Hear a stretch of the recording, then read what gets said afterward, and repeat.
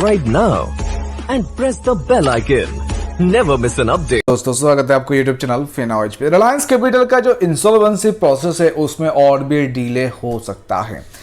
जैसे कि अगर देखा है आपने शेयर, जैसे ही इंसॉल्वेंसी प्रोसेस के बाद अगर जो भी वीडर्स का नाम सामने आया था उसके बाद स्टॉक में बहुत ज़बरदस्त देखने को मिला था। 12.5 का शेयर अभी 22 रुपये के ऊपर ट्रेड हो रहा है और अभी यहाँ पे ऐसे कुछ अपडेट्स देखने को मिल रहा है दोस्तों, जिसके चलते जो जिसका भी जैसे कि लगभग 54 या 55 वीडर्स का नाम सामने आया है, तो ये प्रोसेस में और भी डिले हो सकता है।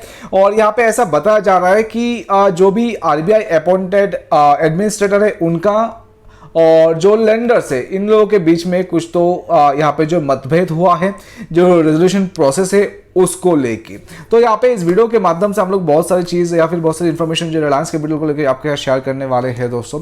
रिक्वेस्ट करेंगे वीडियो पे पूरा बने रहिए, केपी स्किप मत कीजिए ताकि आपको एक्यूरेट इन्फॉर्मेशन मिल जाए। वीडियो को यहाँ पे शुरू करने से पहले बताना चाहेंगे, अगर आपको एक trading and demat account open करना है एंजल ब्रोकिंग, अपस्टॉक्स या फिर LIC, तो उसका लिंक हम लोगों ने वीडियो के डिस्क्रिप्शन पे दिया, आप जरूर देख सकते हैं। तो चलिए शुरू करते हैं स्टॉक की बात। दोस्तों यहाँ पे मतलब एक बार स्टॉक का देख लेते हैं हम लोग। 6 महीने के अंदर देख सकते हैं स्टॉक में जो 10.12% का गिरावट बना है, एक महीने के अंदर 62.04% का रिटर्न दिया है और यहाँ पे जो है बोल सकते हैं कि 5 डेज के अंदर 21.31% का, एंड 1 डे में मतलब यहाँ पे बहुत दिन से स्टॉक में जो एक अपर सर्किट लगता हुआ देखने को मिल रहा है। और ये जो अपर सर्किट लग रहा है रिलायंस कैपिटल के पीछे, रिलायंस कैपिटल के शेयर में, तो उसके पीछे यही है कि रिलायंस कैपिटल को जो है खरीदने के लिए बहुत सारे बड़े बड़े कंपनीज या फिर इन्वेस्टर्स का नाम आया है सामने।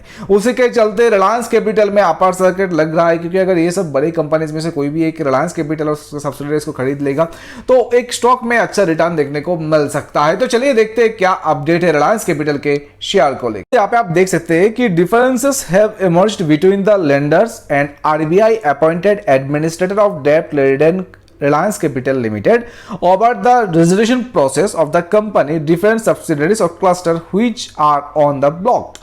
तो जो रेजोल्यूशन प्रोसेस है यहाँ पे ये रखा गया है कि कोई चाहे, कोई अगर कंपनी है जो इन्वेस्टर्स यहाँ पे वीडिंग में नाम दिया है वो चाहे तो रिलायंस कैपिटल को फुल्ली खरीद सकता है, या मतलब उसको जो एसेट्स वगैरह है जो यहाँ पे है उसके बाद देखेंगे तो ऐसा भी है, या फिर वो चाहे तो कोई क्लस्टर से जो है खरीदारी कर सकता है, मतलब जो सब्सिडरी से रिलायंस कैपिटल का उसमें भी खरीद सकता है, खरीदारी कर सकता है। तो यहाँ पे बोल सकते हैं कि ऐसे कुछ अभी कहा जा रहा है कि रिलायंस कैपिटल के क्लस्टर्स में जो कुछ सब्सिडरीज कंपनीज है उसका बिजनेस बहुत ही बढ़िया चल रहा है, उसका अगर देखेंगे तो कैश कैपिटल भी बहुत ही बढ़िया है। तो चलिए देखते हैं इसमें क्या कहा जा रहा है।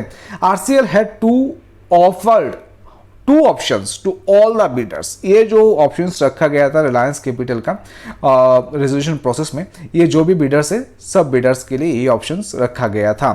Under that the first option companies could bid for Reliance Capital including its 8 subsidiaries or clusters। The second option gave the companies freedom to bid for its subsidiaries individually or in a combination।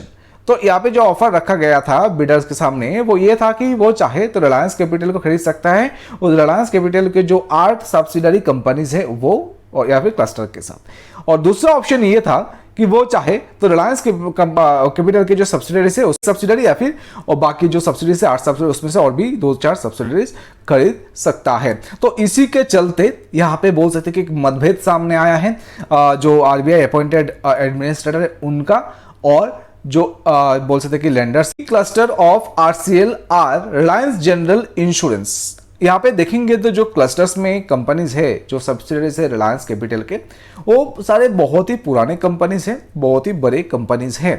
तो यहाँ पे आप देख सकते हैं कि जो RCL के क्लस्टर्स में रखा गया है वो सब कौन से कंपनीज है? Reliance General Insurance, Reliance Health Insurance, Reliance Nippon Life Insurance, Reliance Asset Reconstruction and Reliance Securities. Differences have emerged among the administrator committee of creditors COC जो कहा जाता है and their respective legal adviser over the subsidiaries and their resolution process. तो यहाँ पे क्यों ये मतभेद आया है?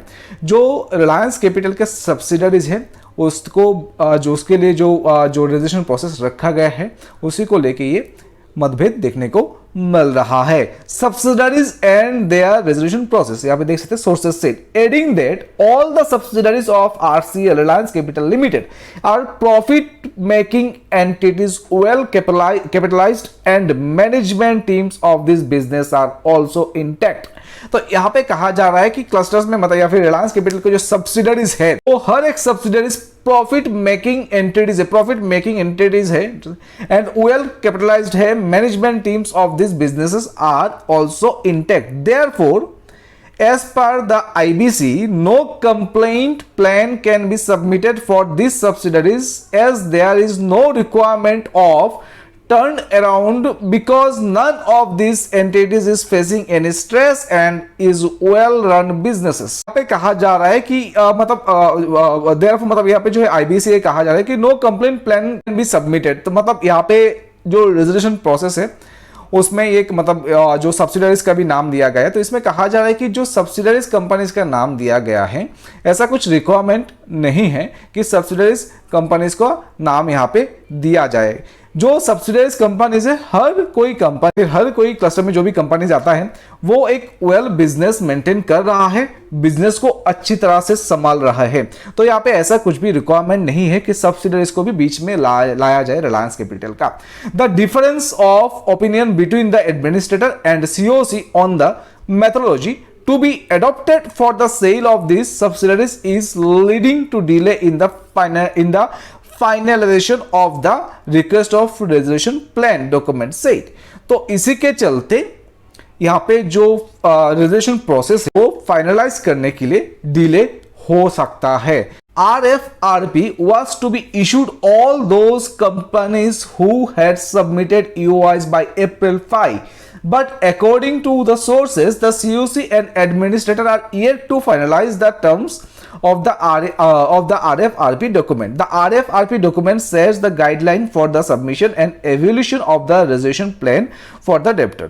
तो यहाँ पे अभी दोस्तों जैसे कि हम लोग देखा है कि बहुत सारे बड़े कंपनीज का नाम आया है और यहाँ पे जो अभी डिले हो रहा है इसके पीछे यही कहा जा रहा है कि कुछ सब्सिडरीज का भी नाम रेजोल्यूशन में दिया गया है।